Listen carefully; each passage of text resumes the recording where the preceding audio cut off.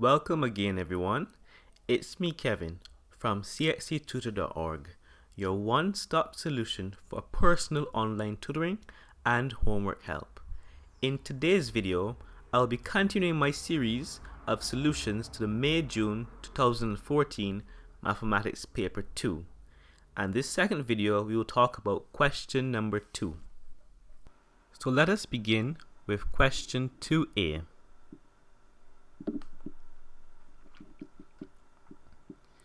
In this question, we are given an expression and we are asked to write it as a single fraction in its lowest terms.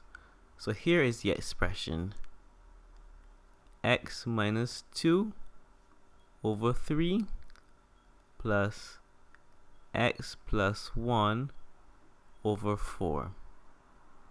The first step in writing this as a single fraction is to come up with a common denominator. To do that, we will try to find the LCM, the lowest common multiple between 3 and 4. In that case, it is 12. We are finished now with the denominator. We move on now to finding a common expression for the numerator. To do that, we would have to cross multiply the numerators from our original expression with the adjacent denominators. So we will have 4 times x minus 2 plus 3 times x plus 1. Now that we have a common numerator now, all we have to do is to simplify it. 4 times x minus 2 should give me 4x minus 8 plus, and 3 times x plus 1 should give me 3x plus 3, all over 12. We're not finished yet. We still can simplify this some more. The x terms, the like terms can add or subtract with themselves, so let's simplify this. 4x plus 3x gives us 7x. And 3 minus 8 should give us negative 5 over 12. And this is our answer. We cannot simplify this anymore. So this is our single fraction in its lowest terms. Let us move on now to question 2b.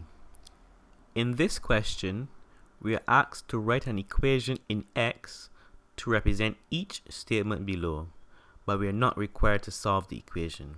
From the sound of this question, we are simply asked to form algebra expressions to the words below. So starting with B1, when 4 is added to a certain number, the result is the same as halving the number and adding 10. We want to write an expression to represent the words that are given. So 4 is added to a certain number.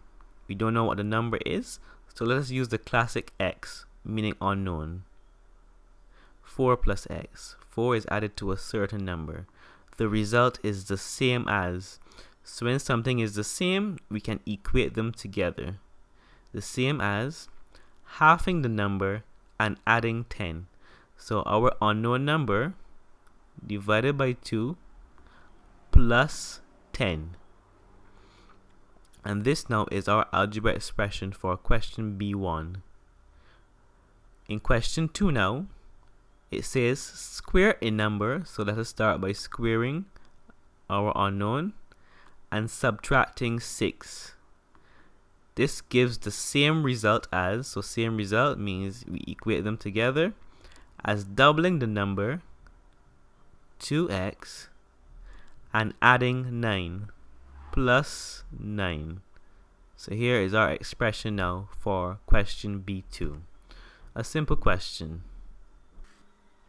A slightly more challenging question will be question 2c, in which it says, John drew the following diagram below to show what he was thinking. If I input a variable x, multiplied by 3, add 5, I will get my output of y. This is indicative of a function. A function is basically an operation where we have an input that we can manipulate and we receive an output. So I'm going to assume that this question we're going to have to first transpose John's ideas into an equation and then answer the following questions below. So part 1.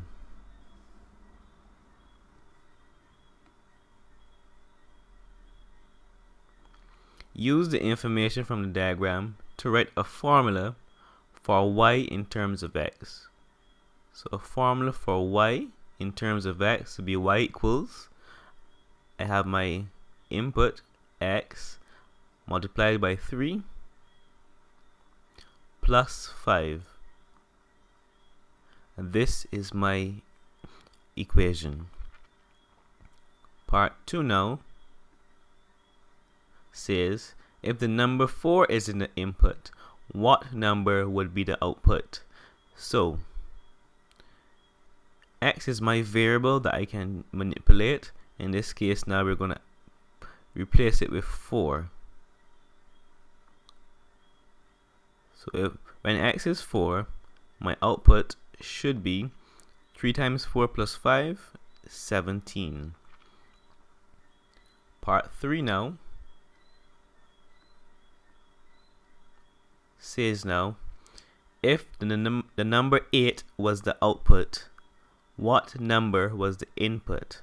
So in this case now, I'm given 8 as my output, and I'm trying to find out what x is.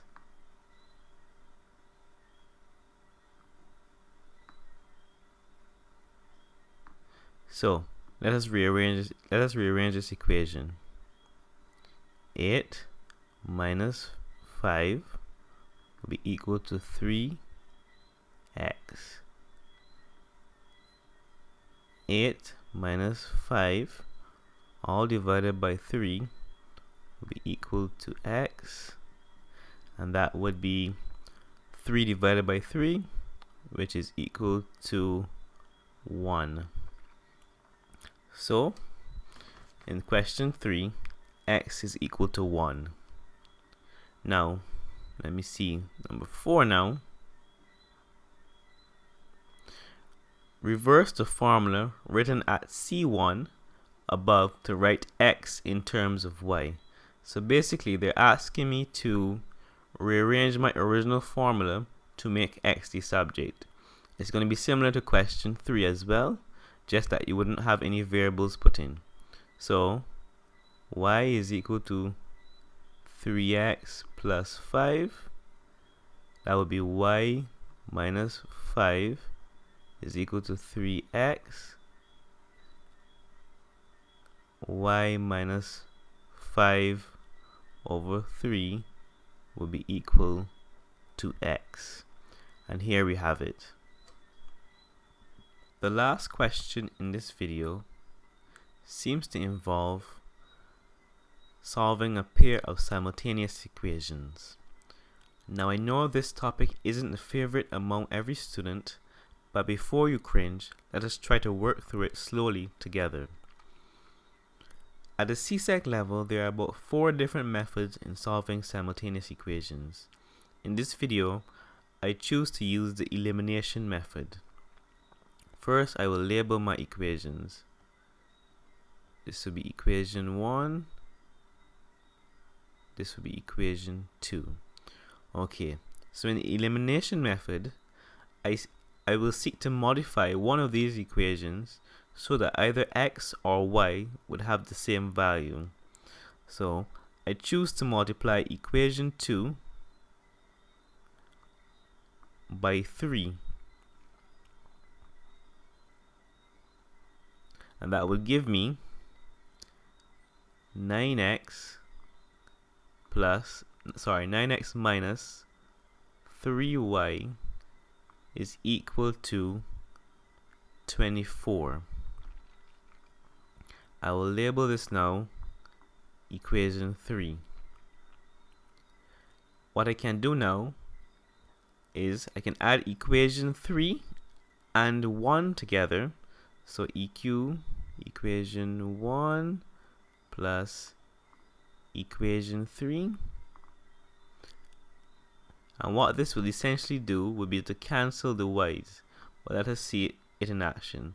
So 2x plus 9x plus 3y minus 3y is equal to 9 plus 24.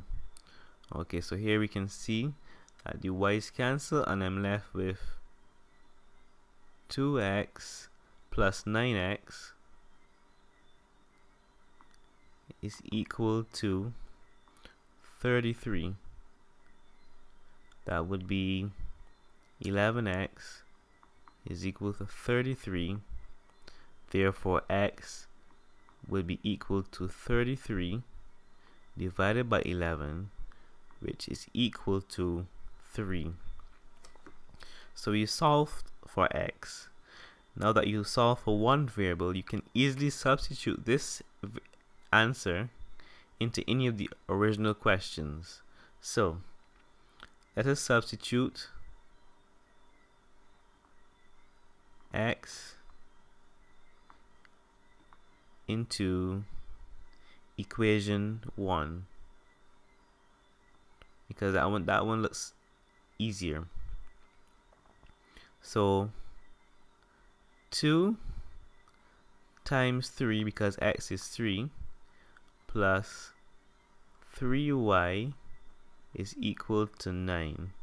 That means we have 6 plus 3y is equal to 9. 3y would be equal to 9 minus 6. That will leave me with 3y is equal to 3, and that would imply that y is equal to 1. So here we have it. X is equal to 3 and y is equal to 1. This brings us to the end of question 2 in the May-June 2014 Mathematics Paper 2. If you enjoyed this video, feel free to like, share, or comment below. If you found this video helpful and you'd like to see more just like it, please visit me at CXCtutor.org. Here you can contact me, and also you can request personal tutoring as well as homework help. Thank you for watching.